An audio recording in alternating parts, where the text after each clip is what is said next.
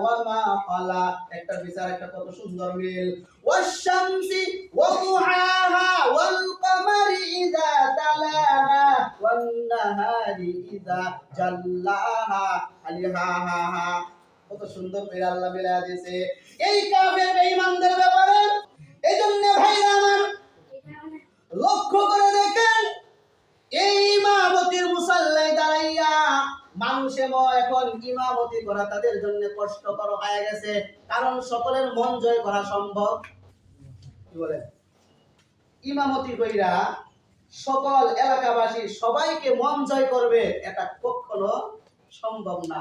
আমার মনে হয় যদি একজন ফেরেশতাকে নিয়োগ দেওয়া হয় মসজিদের মুসাল্লায় তারা নামাজ পড়াবে, সপ্তাহখানিক গেলেই ভুল করবে। কি বলে? সারা দেশ ঘুরে ঘুরে দেখতেছি না, দেখতেছি তো ফেরেশতাকে ভুল করবে কেন? আপনি যখন মসজিদে আইছেন, বয়ান শুনতেছেন, ফেরেশতা বয়ান করতেছে, আপনি হঠাৎ করে উঠে গেলেন, এই এদিকে, ফেরেশতা ডাক দিব, কি ব্যাপার? পানির পিপাসায় মনটা এত কষ্ট লাগতেছে, একটু পানি পান করে। কিসের পানি পান করা? কারণ ফেরেশতা পানি পান করা বুঝে না, খাবার দাবার বুঝে না। বসো, কোনো পানি পান করা নাই। 2 দিন পরে দেখবেন বৈশা বৈশা কি ইমাম সাহেব রাখলাম, পানি পান করা বুঝে না, সমালোচনা শুরু হয়ে যায়। এই জন্য প্রত্যেকটা জায়গায় সবার মন জয় করা সম্ভব না। ভুল ধরবে মানুষ, ভুল ধরবে, ভুল হোক আর না হোক। এই মুসল্লি বলে যদি চিন্তা করতো যে ইমাম সাহেব আমার এলাকায় থাইকা, আমার গ্রামে থাইকা, আমার দেশে থাইকা, যে ইমাম সাহেব আমার মায়ের জন্য দোয়া করে, আমার বাবার জন্য দোয়া করে, আমার আত্মীয় স্বজনের জন্য দোয়া করে, আমার বাপ 10 বছর আগে মরে গেছে এই বাপের জন্য দোয়া করে, সবার জন্য দোয়া, বিনা টাকায় দোয়া। এরপরে এই ইমামকে কেমনে বাঁধবে? আমি কি বলেন, কেমনে দে?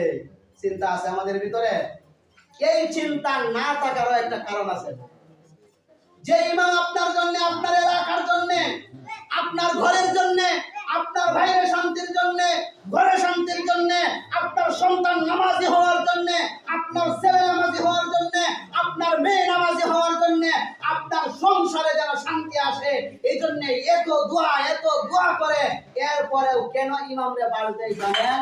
ইসলাম সম্পর্কে অজ্ঞ হওয়ার কারণে, ইসলাম সম্পর্কে অজ্ঞ থাকার কারণে, ইসলাম সম্পর্কে মূর্খ থাকার কারণে সে একটু চিন্তা করে না।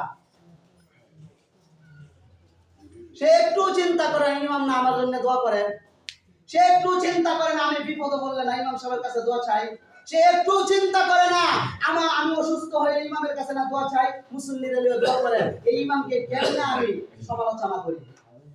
এজন্য সমালোচনা করা এত সহজ, পৃথিবীর জমিনে এত সহজ কোনো কাজই নাই।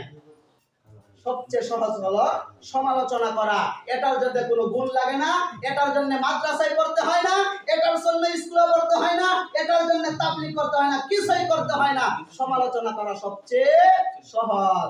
যার বিপক্ষে সমালোচনা করব তার মতো হওয়া কঠিন, তার মতো হওয়া কঠিন। এজন্য ভাই আমাদের উচিত মহব্বত করা, এক ভাই আরেক ভাইকে মহব্বত করা, ইমামকে মহব্বত করা, মুয়াজ্জিনকে মহব্বত করা, মসজিদের খাদেমকে মহব্বত করা, ভাই ভাইকে মহব্বত করা, বন্ধু বন্ধুকে মহব্বত করা, প্রতিবেশীকে মহব্বত করা।